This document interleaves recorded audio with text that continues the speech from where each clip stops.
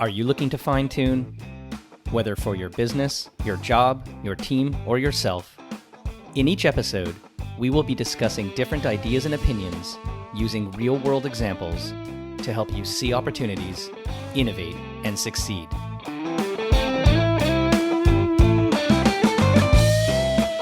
Hi, it's Corby Fine, and welcome to Fine Tune.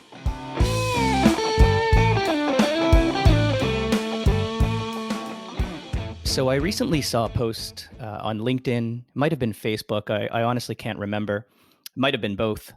And it was referencing the fact that during the last financial crisis, in and around 2007, 2008, that so many innovative startups were founded. Companies like Uber and Airbnb, they had the foresight to take advantage of the downturn and focus on building, new markets, disrupting the legacy businesses that held their positions as leaders for decades. And as markets are now once again in record declines that we really haven't seen in over 30 years, with massive layoffs beginning, and unfortunately, many more likely to come, several large-scale businesses have already gone under. And that's not to mention the thousands and thousands of small businesses that may never again open their doors to their customers and their communities. Today, we're going to be talking with Amy Davies, an entrepreneur in Toronto who had started her business well before the current situation with COVID-19. But ironically, the service and the product that she's been building and offering in market is perfectly aligned to what is happening in today's society. In 1892, General Electric launched in the midst of an economic panic that saw 40% drop in business activity across the US, becoming one of the largest organizations the world has ever seen. In 1928, two brothers introduced the world to a little character named Mickey Mouse through their short animated feature Steamboat Willie. And then they incorporated Walt Disney Productions right as the nearly 4-year Great Depression was just getting started. In 1973, the world facing an oil crisis and dealing with a stock market crash, while at the same time two young entrepreneurs, Bill Gates and Paul Allen, started their little company called Microsoft. Then there are a few little companies, namely Salesforce, Google, Facebook, among others, who, although not explicitly starting during recessions, all launched right before major economic meltdowns. The point is, no matter what the economic conditions, it is always possible to do something risky and succeed. No matter the time, the environment, or the challenges you may face, if you have an idea and you believe in it and you think that the world is ready for it, why not give it a shot and just go for it? All of those previous companies, they're just a few of the examples of what is actually possible. And we can't even begin to know or name the countless small businesses that have evolved under the same conditions and challenges. So today, as my guest, I have the pleasure of talking with someone who's doing exactly what those entrepreneurs we just discussed did themselves: start their business in the face of economic uncertainty. Amy Davies, she's the founder and CEO of First 30 Incorporated, which is an innovative technology company that has developed an online and mobile-friendly outplacement program. It offers 30 days worth of coaching videos and resources that businesses can offer to their employees who are affected by restructuring and layoffs. Amy is also the author of A Spark in the Dark, Illuminating Your Path to a Brilliant Career in a Reorg World. Amy, welcome to Fine Tune. Hi, Corby. Thanks so much for having me. That was a great intro, and I'm sure gives a lot of us, particularly people with small businesses like me, a lot of hope. Yeah, no, it's. I'm really glad you could join me today. Obviously, we are in isolation in our own homes, but Yes. thanks to again other technologies that seem to be doing well, we have the chance to speak. So welcome and good morning. Thank you, Amy. In going back through your career, not unlike many other entrepreneurs, you've started working for other organizations, and some of them very prestigious and well known companies like Wrigley, Rogers Communications, Unilever. What did you do earlier in your career, and when did that entrepreneurial bug really hit you? Well, after I finished university, I moved to England and I started my career out at, like you said, at Unilever in the UK. And I think I was always really I was born to be an entrepreneur. I was pretty independent, and like a lot of us, I don't like being told what to do. But I started in market research, and market research is a funny area because while you are in a business, you really have to have the mindset of someone outside the business. Because when you're a great market researcher and your company depends on you for insight, what you have to be able to do is look at the business objectively. So while you're in the business, you sort of sit on the edge of the business and you have to view it all very differently. So from that perspective, I always felt like I was a little outside any organization that I worked within. And I do think that it was really me. So I always felt like I was going to become an entrepreneur. Interesting. And so was it that market research experience that really helped to see the opportunities? What if I asked was the actual inspiration for your business? I know there are a lot of organizations in market today who currently do help employees and executives through that transition, exiting one organization and joining another. What made you want to tackle that particular space? And was it the research background that you had that helped you maybe identify gaps or opportunities in the current market? Well, you might know this, but market research is a funny function as well because we're considered a cost center. So it helped in the sense that whenever there were large scale layoffs, our department was often the first out the door. So as a result of that, I've experienced outplacement twice. I've been laid off twice and gone through outplacement programs. The inspiration was really when I was in those programs, I felt there was a lot of good things happening, but I felt like there was also huge opportunity to improve the experience for the end user. And I really felt like I had the skills required to do that. And then I started writing the book. And then, of course, when you're writing a book about a reorg world, as I call it, where we're losing and changing our jobs every 2 to 3 years, you become everyone's phone a friend when they get laid off. So I started doing research on outplacement companies and asking people about their experience, looking for the opportunities and the pain points they were experiencing, and built First 30 to resolve those pain points. Interesting. You mentioned the word experience, which I do want to come back to after, but Sure. I think an interesting question, why now? And I do know you've obviously started this endeavor well before the current situation we're facing from an economic perspective. But if I wrap the whole time frame and say in the last year, what is or was it about the current environment that said now's the time to do this?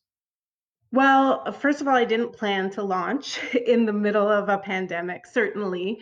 So I felt like I could see that the outplacement industry hadn't really been innovated in a long time. And that's why I did it when I did it. I didn't see the things happening around me that I expected to happen. But it was also because of my life situation. I had the opportunity to write the book. My kids had gotten a little older, so there was a little more flexibility to do more things. So it was as much about what was going on with the industry as what was going on in my life. And I think a lot of entrepreneurs go through that as well. They have an idea and then they have to wait for the right time in the market and the right time in their personal lives to really get it going. So you mentioned a lack of innovation. And Mm-hmm. when I take a look at what you're building and some of the ways in which you've described it to me, you mention an interesting term. You say what you're actually building is an innovative technology company, but in a space where, to your point, you started with a book, and a book which is content and methodology about helping people get through this process. So what is it that made you say, you know what, experience, the technology, the platform, that's going to be my differentiator? What was it that really said that's where I need to focus? Well, it really had nothing to do with the technology at first. My first thought was not about how I was going to do it, but why and what the end user needed. And I built the program, first started in my mind, and then I started writing out each day by day. And the technology is just the enabler. It just made sense to put it together that way. And so that's what I had no intention of that. It was just what was the best for the user and what would the user get out of this. And that's how it went to market. And that's how it was built. Yeah. Interesting. Well, I will say that I really didn't think at first that I could launch an outplacement business without the live elements. So when people get into outplacement, they usually meet with a coach, or now maybe virtually one to one. And I thought you could never launch an outplacement business without having live coaching. But when I did my research with dozens and dozens of people who had gone through outplacement, I was surprised when they said that the live coaches were one of the most disappointing elements. They were really looking forward to their live coaches, but what they said to me was their coach didn't necessarily understand their industry, they didn't get their work level, and they didn't get them. And so I tried to find a way to build a very personal relationship with people who are going through the program and give them their own experience, but also make it really engaging and open so that most people can relate to the conversations that we have and the topics that are covered. So on that note of personalization, can you talk to one or two of the things that you've built into the platform that really bring that to life? Yeah, so every day on the platform, I have a number of experts who are involved, but every single day, there's a little video of me talking to the user. And I show a lot of my own character in the videos. I also run webinars so that they get a chance to have a more live experience. But I'm really honest about my experiences, and I believe that for a lot of people, those will be relatable. I talk about experiences I've had job interviewing and how they can show up really well in interviews and succeed. So I try to bring a lot of my personality into the program. I'm not coming across as stiff and someone who has all the answers. I at least have some of them, and I like people to see who I really am. And so beyond you being sort of the celebrity and star taking your clients through, what are some of the other sort of secret ingredients that maybe you think are really going to set First 30 apart and help you win in your space? The people for sure who have been involved in this program. So there's a number of incredible experts on the program, one of which is Leslie Hughes, who's a LinkedIn expert. She's written a book. She has a course that she contributes to the program. Clinical psychologist Dr. Mary Lynn. They are amazing. The other things that what really made the program work are the people who worked on the program with me. So I had a lot of partners along the way. At the very beginning, my designer, James White, if you see the design for this program, it's incredible. And that's all down to his hard work and creativity. I worked with an amazing videographer, Facundo Campos. I also worked with a Toronto-based developer, Pixel Pushers, and I work with an SEO person, Laura Lee Guthrie of Market Fuse. And now I have someone in HR. So what I lacked really for this business was the HR expertise.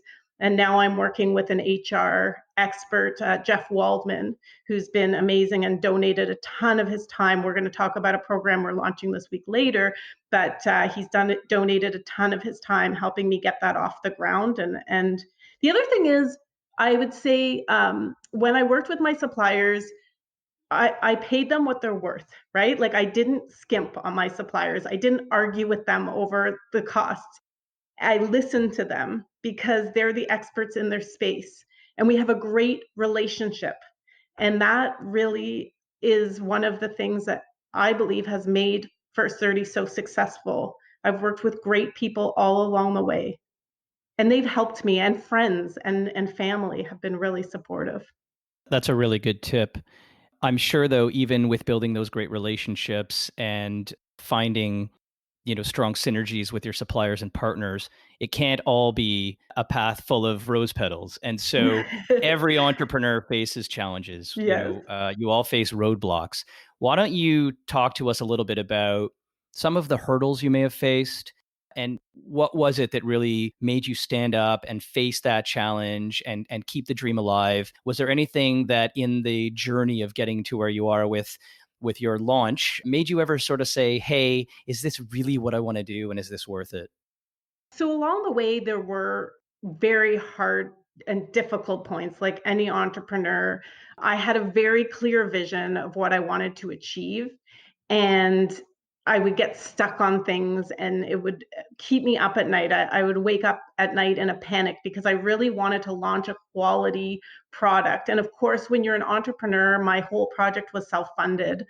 You can't always afford the Jaguar, but you have to find a way to make it look like a Jaguar, right? And I didn't want to launch something that wasn't a quality product. So that was one of the biggest hurdles. In fact, the hardest parts were the little things like getting the audiobook right. That was really, really difficult. And it really was a stumbling block for me. So, you have a podcast, which I'm sure you edit. And sometimes that can be, the editing takes 2 or 3 times the amount of time as the recording, right? So that was really hard. And then, of course, going to market and then a pandemic striking, and you really have to think, what am I going to do and how am I going to handle this? But there was never a time that I ever wanted to give up. I love a challenge, and I wanted to keep making it work no matter what that took.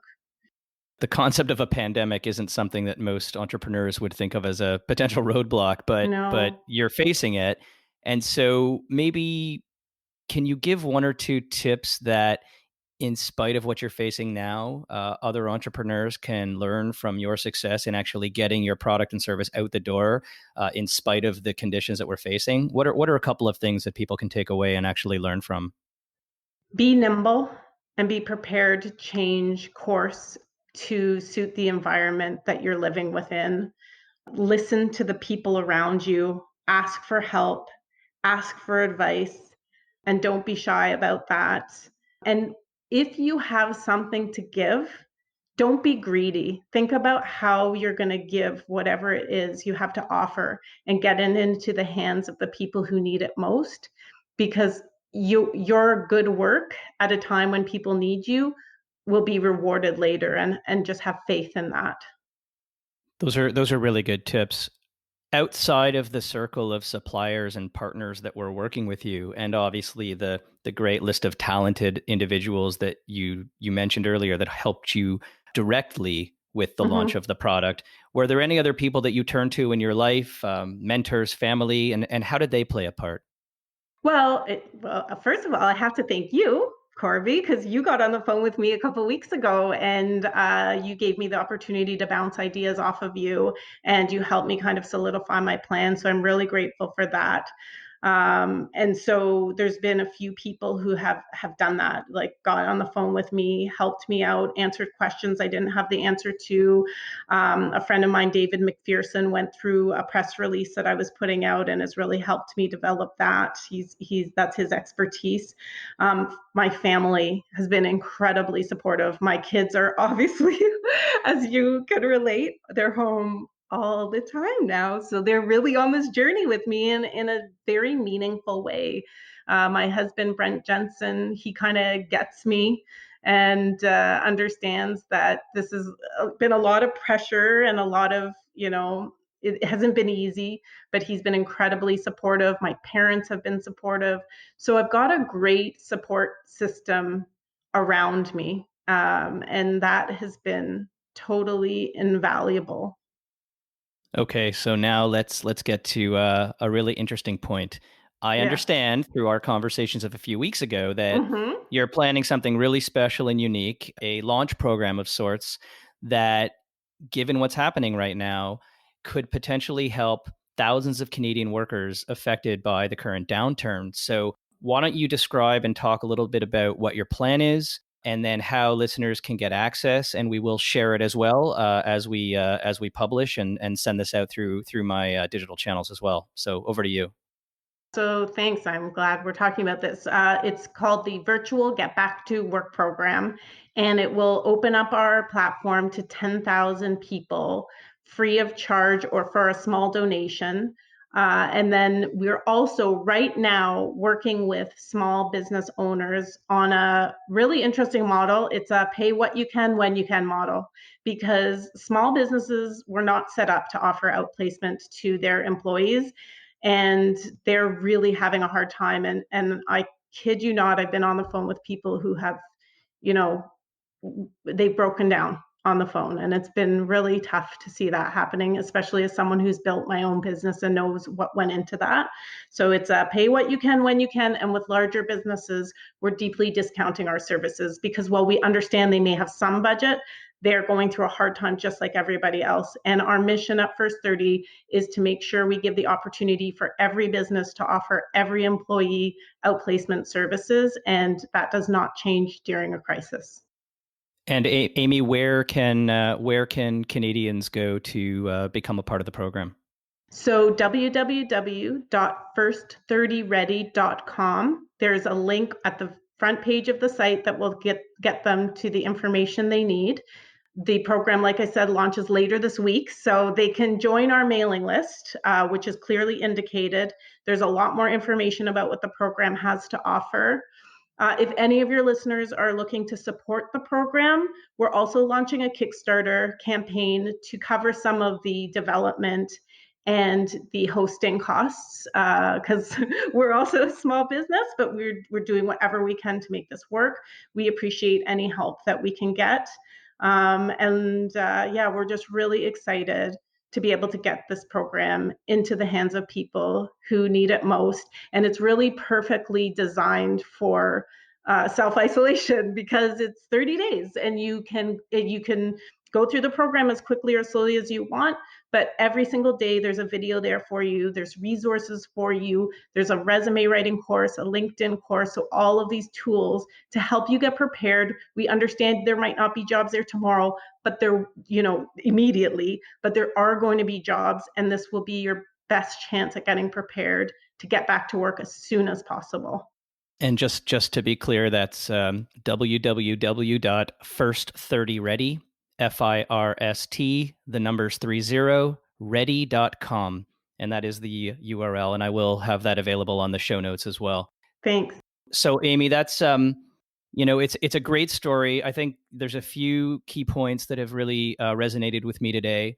Focusing on experience, making sure that technology in a business model is really considered the enabler, the way you described it. Obviously, the content and the program itself is really the differentiator, but the technology is an enabler to get it to market in a different way. Pay your suppliers what they're worth and build those relationships. Don't take advantage of people if they're truly going to help you get to where you want to go. Don't be afraid to listen and adapt. Trust in people. And I think the key one at the end of the day, don't be greedy. And I think what you're doing in terms of launching a really innovative program for the Canadian market, concepts like pay what you can in the current state, and really helping people think about what they're going to do to help themselves get back to work as this pandemic situation resolves itself over the next few months is really critical. And I commend you on doing that. So thank you for that on behalf of myself and many Canadians who are currently in a displaced situation. Oh, thanks. And I really do want to wish your listeners all the very best. This isn't an easy time for any of us, and really appreciate all the frontline workers who are, saving lives and risking their own for all of us. So thank you so much. Thank you. So once again, Amy Davies has been our guest, founder and CEO of First 30 Incorporated, an innovative technology as an enabler platform company who has developed an online and mobile-friendly outplacement program offering 30 days worth of coaching videos and resources for Canadians across the country, coast to coast. Amy, thank you so much for being with me on Fine Tune, and we hope your house containment is as good as it can be. Thanks, Corby. Thanks. Take care.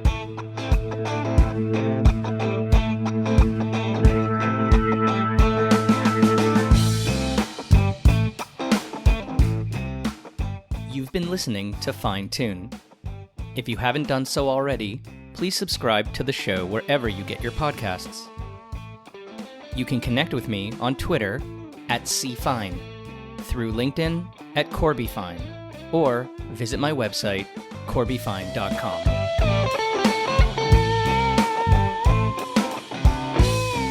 Fine Tune is produced by me, Corby Fine. Thanks for listening.